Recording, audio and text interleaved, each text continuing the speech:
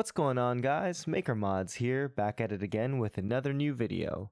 Tonight we're going to be taking another look at the Cherry MX Black Hyperglides. I did a sound test and a quick comparison between stock Hyperglides, lubed and filmed Hyperglides, and lubed, filmed, and spring swapped Hyperglides, so you could take a look and take a listen, see which ones you might prefer. Now I want to just inform you guys right off the bat, these are using desk key films. I got them off of KBD Fans, and the springs are Sprit springs. And the lube is Krytox 205G0. Got it off of keybdweeb.com. Really recommend you guys check him out because he was super helpful, threw in a lot of cool stuff. Anyways, so let's get right to it. This is the stock Hyperglide.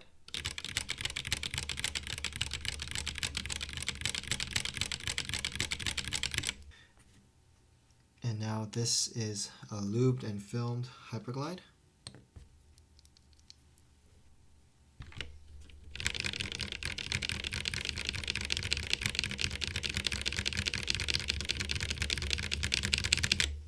And this is the lubed and filmed Hyperglides with Sprit 63.5 gram springs, the MX Supremes.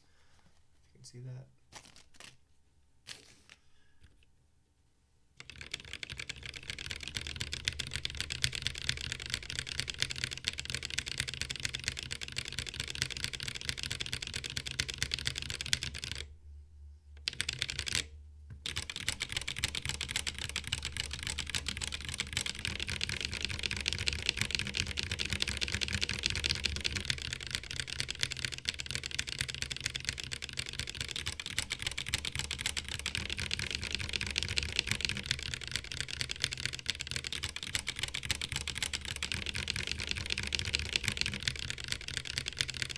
This is a Tofu 60 aluminum case.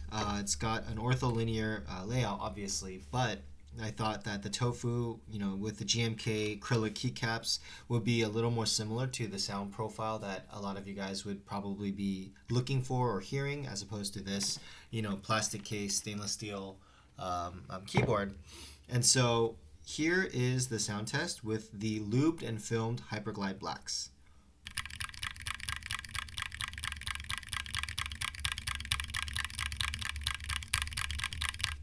And it's only 3 because I'm actually in the middle of building a new keyboard, and getting all of these switches and stuff is getting a little confusing.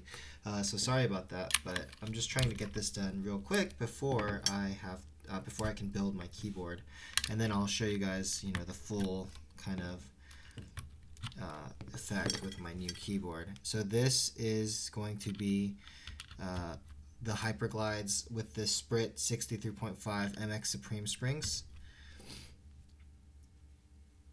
And these are the sad keys. I'm not doing the W, but just for time. But here we go. Where did the A go? I guess it's not that sad. Whatever, we'll just use F. So this is with the Sprit springs. They're obviously a lot lighter. It's a 63.5 gram bottom out versus I think it's an 80 gram bottom out on the Hyperglide springs. I never measured the bottom out, but the actuation force is 70 grams. So I would just estimate that it's about, 80 grams.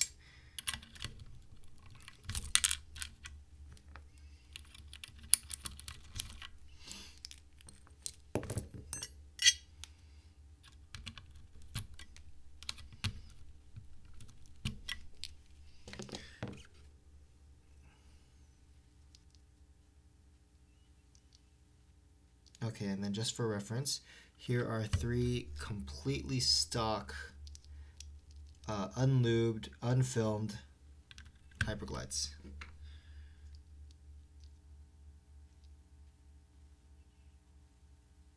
Yeah, sorry, I just have to make sure because I've got all these switches all over my desk.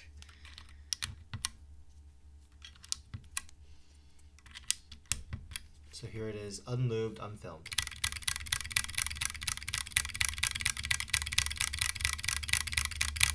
And I'll be sure in post to kind of edit the sound so they're like right next to each other, so you can see, check that out.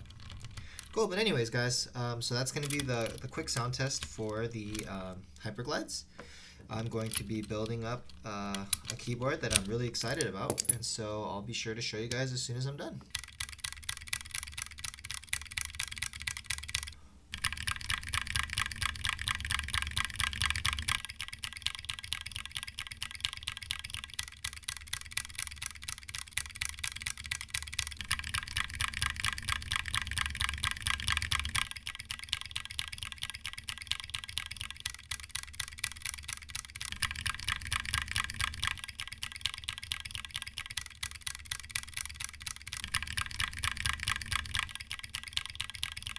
So there you have it, guys. Quick sound test and comparison between the stock, lubed and filmed, and spring swapped Hyperglides.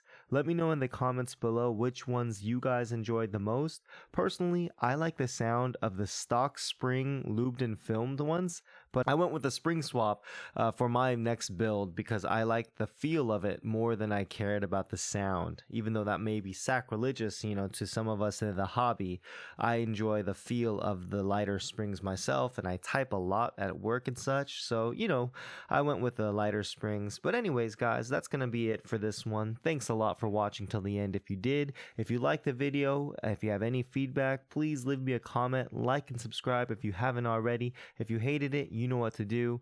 I'm Maker Mods, and thanks again. See you in the next one.